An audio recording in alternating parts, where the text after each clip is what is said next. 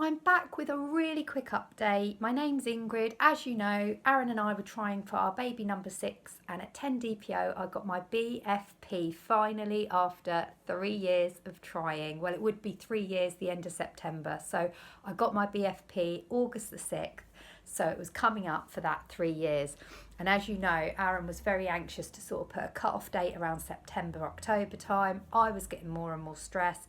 I had all the bloods done in June because I was really worried maybe there was other underlying issues. They all came back fine. I was all up to date on my self-care with smear tests, reflexology. Everything seemed balanced in my vitamins.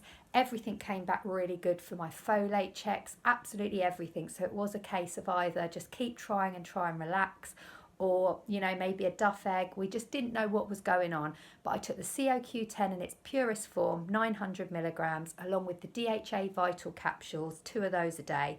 And I also took it with an iron tablet and a Pregnacare. I took the iron tablet because I was reasonably low on my iron last year, and it just gave me a top up. But if you are trying to conceive and you want to do what I did, it was the COQ10, the DHA Vital and the Pregnacare that I took from last July to try and get a really good egg quality. It's really good that you take a folic acid before you start trying anyway. But if you take something like a Pregnacare, it's all combined. But the COQ10 is particularly good, especially if you've been trying for a long time or you're slightly older. When I say slightly older, they count 35 plus as maybe you might need a little bit of extra help. Not that you're old to have a baby, by no means, because people nowadays don't normally start their families till in their 30s. Some people don't even have their first till like they're 38, 39. So it doesn't mean you're old. I just mean they're saying the COQ10 is really good if you've had problems conceiving, just because it helps your egg quality. It's a natural thing that you find in your body anyway. It's an enzyme that's in your body. So if you give it an extra boot, it does help with your egg quality. Hang on one second. I'm just going to turn off my bread oven. One sec. That sounded more glamorous than it was. I didn't mean a bread oven. I've been making my own bread.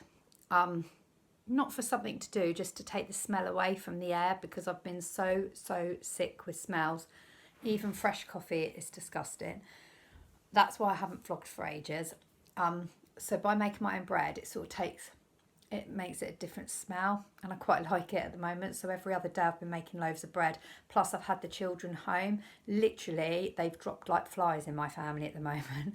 I had my 7-year-old home for 3 days with a sore throat and a cough. He didn't have COVID, but he did have to get PCR checked before he went back to school. Friday, I had the 9-year-old off who had a sore throat and snotty nose, but it was just generally a cold. But we gave him a rest because he had so much football at the weekend. And then my daughter was off yesterday, sore throat and headache. So they're all back to school today, but literally I've been making homemade bread and soup just to get them back on the road to recovery. But anyway, what I was saying is, so the vitamins I took in that combined scenario was basically to improve my egg quality, because as I said before, 35 isn't old to have a baby. It is just suggested that you might need to take a multivitamin, or make sure you're up to date on your vitamins that improve egg quality, because it all helps, and it does help. And I think it does, because hey ho, touch wood, please God let this be it, I am successfully pregnant, and I was taking those for exactly, it would have been a year before I conceived. So my last period was the 14th of July, and I got my BFP at 10 DPO, and it was blazing on a first response on the 6th of August. So I've managed to hop on here because I feel not too bad at this precise moment, but literally the sickness hits me from about 11:30. I'm sort of fine first thing in the morning. I try and get like a bit of dry toast down me. Sometimes I might try a bit of cereal, but that can make me feel really horrible straight after. So I've been having like dry Marmite on toast, like a piece of that. That carries me nicely through to about 10 o'clock, and I might nibble on a cereal bar whilst I'm doing chores. But then it does hit me about 11:30, 12, and it is mixed with tiredness. And if you've been pregnant before, like I said, it is a sickness that just lays over like a cloud. It never goes away. It's just dormant in you all the time. It's just like no energy. You feel sick. Everything smells and tastes revolting. You know that it should smell delicious and taste delicious, and it just doesn't. And I'm trying to eat small amounts, little and often. I'm eating before 5 o'clock. That's what I found helps, because when I ate the other day at 6 o'clock, even though it was only like a little vegetable stew, I brought it straight back up. It laid really heavy on me, and about an hour and a half later I could not stop being sick. I've properly vomited with this pregnancy. I was, I did that pregnancy test and got a little bit worried. And then I said to you guys, I think it's the hook effect, where you've got so much HCG that it goes like backwards. You sort of get a negative reading. And I think it was that, because it was so funny. I uploaded the vlog that I did like 10 days ago saying how terrible I felt. And that was one of my worst days. And then the gynecologist rang and said, we can book you in for your scan. We do want to scan you at 9 weeks just to make sure everything's good before we issue more progesterone and before you have your other scan on the 11th of October. So that was the Friday I got the call, literally as soon as I uploaded the vlog. So I went there on 3:30 on Monday last week, and they asked when my period was, and I said it was 14th of July. So I said by my period dates I should be 9 weeks on the Wednesday. This was last week. But by my ovulation dates I think I'm about 9 weeks 3 days. I said, but obviously we don't know till I have that official dating scan, not 12 weeks. Anyhow, had the scan Monday and I got a picture. It was a heartbeat and it was the size of a jelly bean. It was, I think, 23 millimetres. It's got to be, I think, between 23 and 27 mil at that stage. And she said I was measuring 9 weeks one day. So on the Monday, they were looking for at least an 8-week, 5-day measurement. And she said, you're measuring by this around 9 weeks one day, but we've got to put 8 weeks, 5 days because of your last menstrual period. But we're no more at the dating scan. This is purely, again, to make sure the baby's in the right place with a heartbeat. That's all we can tell at this stage. She said, but it's measuring exactly where we'd want it to be. It all looks okay from a 9-week perspective. And that's all I really wanted. I'm just going to try and find the nicest, clearest one, because obviously you're not going to see a lot, but I am in love with the baby already. But can you see? Oh, look, that's his little head, that's his body, and it's sort of cowering down. So that was my scan. I got 3 little pics, but as you can see, there was something there. I was so nervous because the 6-week one, she said it's in the right place, there's a flicker, it looks like a little diamond sparkling, that's what we're looking for. There's definitely a viable pregnancy, there's definitely a heartbeat, that's all we can tell at 6 weeks. And it was measuring, I can't remember offhand, say 3.2 millimetres, and she said we're looking for 2.7 to 4 mil at this stage and you're 3.2. So I was bang on measurements. They said the measurement and the flickering is perfect and it's in the right place. It wasn't in a fallopian tube, it wasn't like no heartbeat, it was just where it had to be at the 6-week one.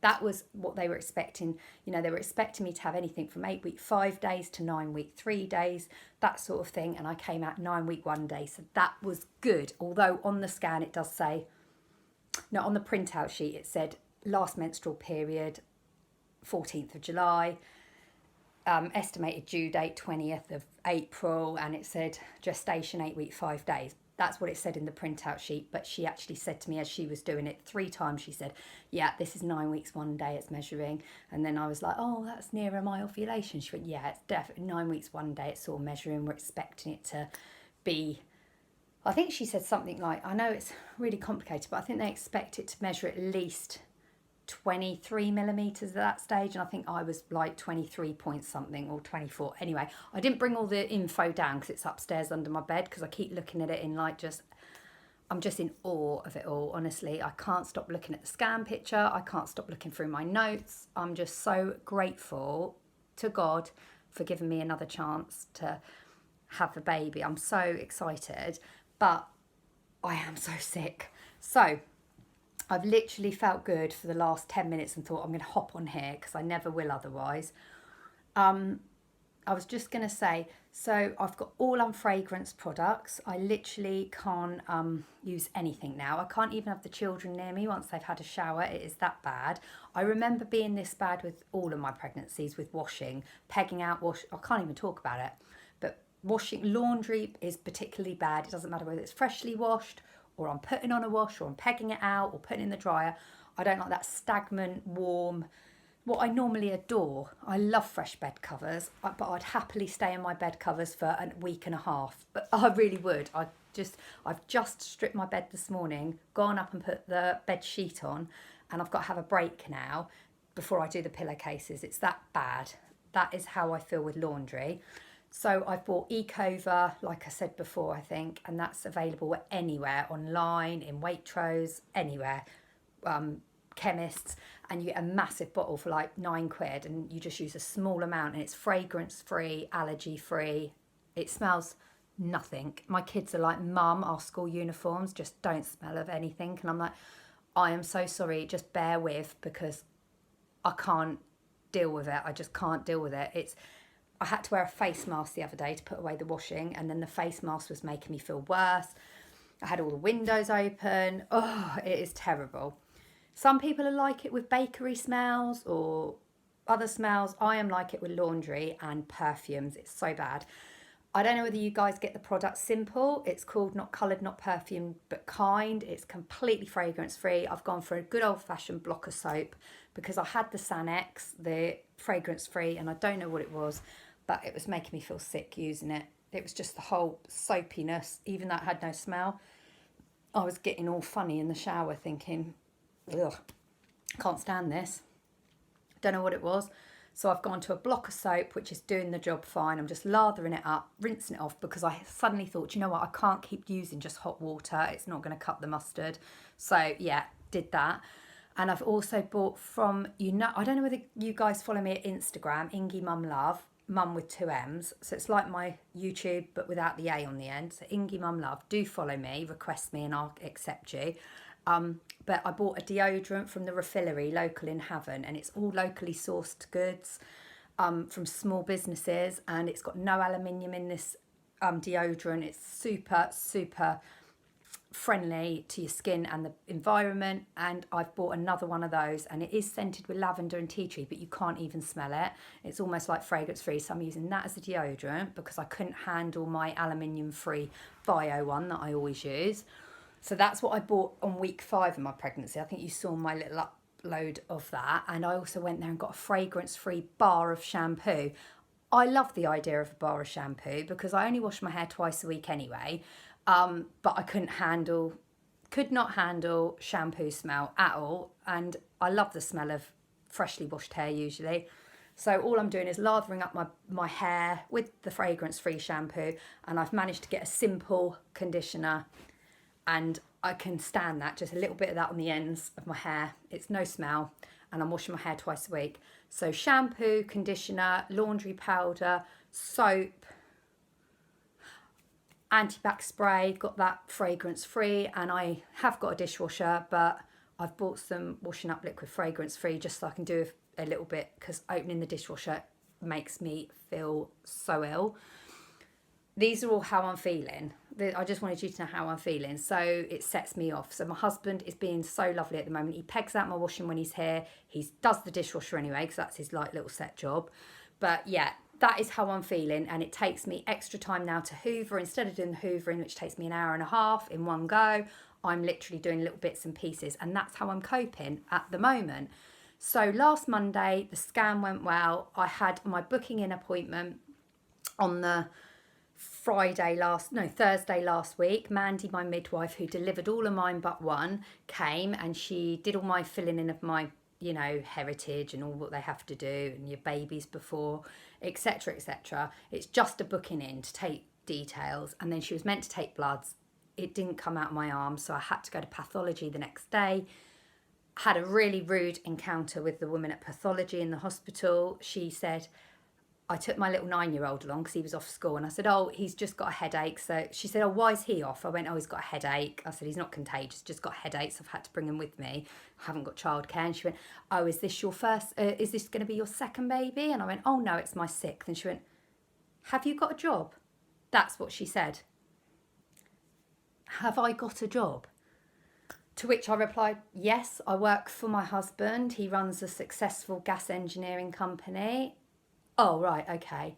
I mean, for crying out loud, Not that it's any of her business. She looked at me like I was either trying to claim state benefit by having so many kids or it wasn't planned. If I'd have actually said to her, I've been trying for 3 years, we've gone through so many losses, much heartache with miscarriage, you just don't know what this baby means to us. Plus, I'm at the age where I know my own body, my mind, and I'm perfectly able to make the choice of how many children I want, as long as you've got the care, the love, the money, and the room. What matters?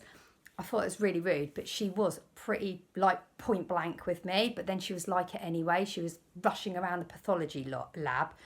She was an older woman as well, like a senior blood nurse, and she was so rude to some of the people in there. One lady didn't have a mask on. She went, "Where's your mask?" She went, "Oh, I'm exempt." "Where's your card to say you're exempt?" "I haven't got it." She went, "It's on my medical records." "I haven't got your medical records. You're just here for blood tests. We don't look that up. You need a mask." She went, "Well, I've got lung cancer." She went, "All the more reason to wear one. Go and sit down." And I thought, oh my God, that lady's just told you she's got lung cancer. Okay, I'm a firm mask wearer. I don't want to see people without masks, but this lady was in her late 80s, early 90s, and I just thought she could have just said, "Would you like to sit down, darling, and I'll get you a mask." Just been a bit nicer, but she was obviously having a bad day. So I got my bloods done in the end. They were done, my 9-week bloods they were called. So that's just to determine all the genealogy, you know, to make sure the HCG's there and the anti-D and everything like that. So I don't get any more bloods done now till 12 weeks. And now they find out what blood group your baby is at 12 weeks. So it's moved on quite a bit since I had a baby like 5 years ago, because now they can take your bloods 12 to 16 weeks and tell what your baby is going to be. And because I'm rare blood rhesus negative, it helps to know whether my baby's going to be that, because if it's rhesus negative, it's absolutely fine if I slightly had a little bit more bleeding during birth. But if it's a different blood to the baby, obviously I'd have to have an anti-D injection so none of the blood leaks into me, if you know what I mean. That's the sort of scenario it is. So it's great to have that info at hand at such an early stage, but that's moved on. Do you know what I mean? So much has moved on in 5 years with like the scans and everything. So I'm off on the 11th of October and I'm just going to keep everything crossed that 12-week scan is all healthy and where it has to be, because it's really funny because every time my sickness eases, like now, I've had a really good like half an hour of not feeling too sick. I mean, the thought of a coffee or a peppermint tea turns my tummy right over. So it's still there. And the laundry, I've just put a tumble dryer load on because I've got stuff on the line. That sort of thoughts are all there still. But when I start feeling a little bit like, oh, I don't feel as sick at the moment, I'll have something to eat, I worry that the HCG is stopping and then something's happening. So it's really worrying, because when I feel sick, I just want it to stop. And when I'm not feeling sick, I get worried. I'm still at that stage where I'm super wet down below, loads of CM. It is loads. I'm talking about 3 panty liners a day. And I'm wiping still with like my heart stops every time I go to the toilet, because when I wipe, I just think, please don't let there be pink or blood or anything. And I'm checking the paper all the time. I'm still like at that stage of the anxiety, and I don't think that I'll go to like get to at least 20 weeks.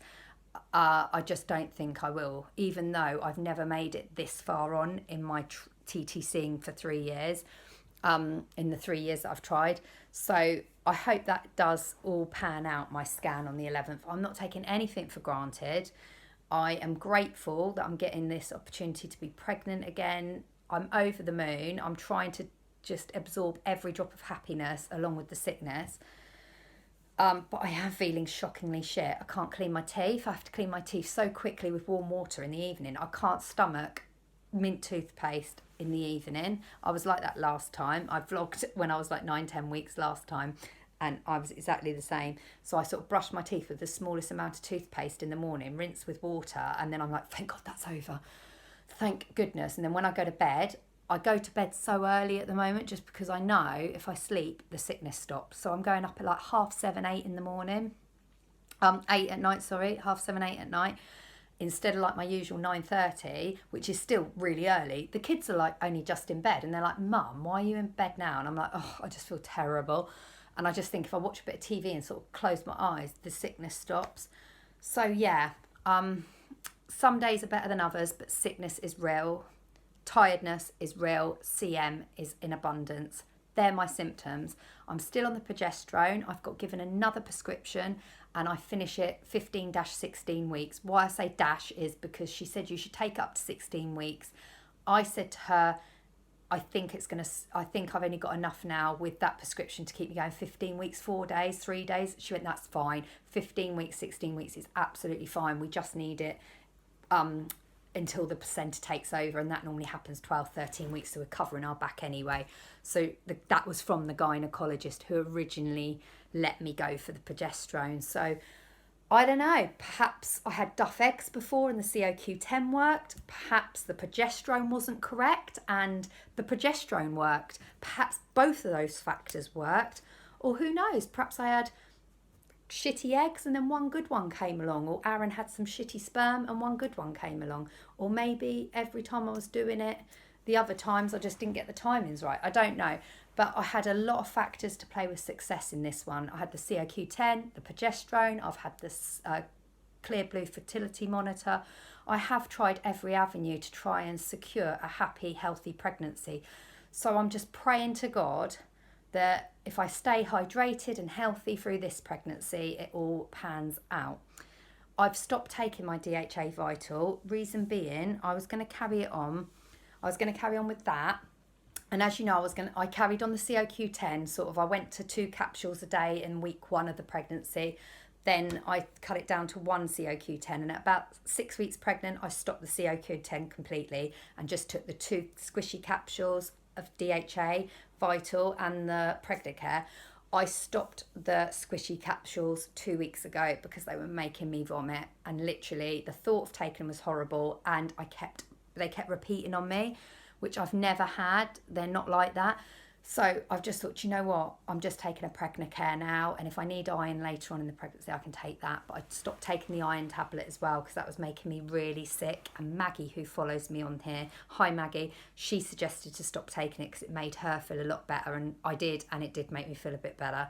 So yeah, I'm just taking 1 Pregnacare a day. Drinking water is the only thing I can stomach right now. Hot water with lemon is really refreshing and nice in the morning. I'm drinking that a lot. So it's either hot water and lemon or plain water with ice. Occasionally I might reach for a lemonade, which is a little bit like, oh, that's a little bit different, but I can't drink too much of it. But that's where I'm at. And there's no cravings or anything. I'm literally really off vegetables, really off fruit. I really have to push myself, but at the moment I am having things like vegetables that are in soups and stews. Don't mind that. And I don't mind the odd salad on the side, but I'm really not into steamed veg or oranges or anything like that.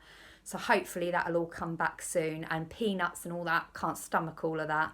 So I'm hoping that my nuts and seeds and all that I can start eating. But really it's very bland foods for me at the moment. Toast, bread rolls, eating before 5 o'clock, little and often, breadsticks, things like that are keeping me going. But yeah, I'm 10 weeks now. Everything I hope is going well. Had the scan, had the booking in, and I've just got to pray that things are going right. Baby dust and love to all. Please let me know where you're on your journey. I'm sorry I do look a bit rough, but do you know what? I'm putting olive oil on my face now. It's just plain water and olive oil. Can't even stomach my anti-wrinkle creams and all of that, which I normally am so good with. Always done creams since I was like 13, cleansed, moisturised, toned since I was 13 years old. Never missed a day, never missed a night. But always in my pregnancy, can't stand it. So I wash my face and all I'm using is plain olive oil, small amount, all over my neck and everything. And that's all I'm using twice a day because it's got no smell. Tried coconut oil and it made me vomit. So yeah, everything is plain and no smell at all. And that's it. That's all I think I've got to talk to you about today. But speak to you soon. I'll probably give you an update in about a week and a half to 2 weeks. Hopefully I'll give you an update before the scan. But keep your fingers crossed for me, guys. I'm not out the woods yet, but let's hope we are on the road to my little baby, my little rainbow baby. And I hope you're getting yours too. See you later. Bye.